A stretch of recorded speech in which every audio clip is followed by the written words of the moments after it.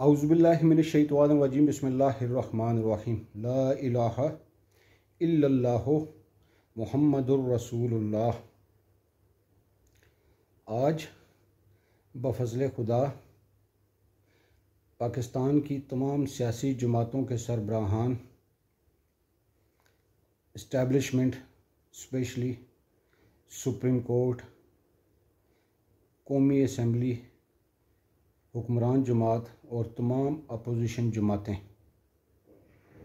आप सब में आजकल बड़ा इत्तफ़ाक़ है और अल्लाह पाक का एक ख़ुसूसी पैगाम, जिसके साथ मेरी और पूरी कौम की दुआएं भी आपके लिए होंगी।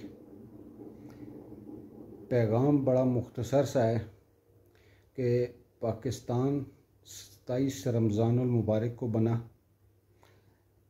आज मुहर्रमुल हराम का नया साल भी शुरू हो चुका।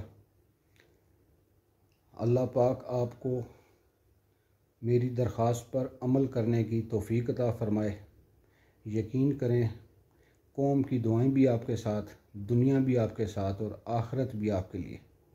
अल्लाह पाक के ख़ुसूसी इनाम व इकरामात भी आपके लिए।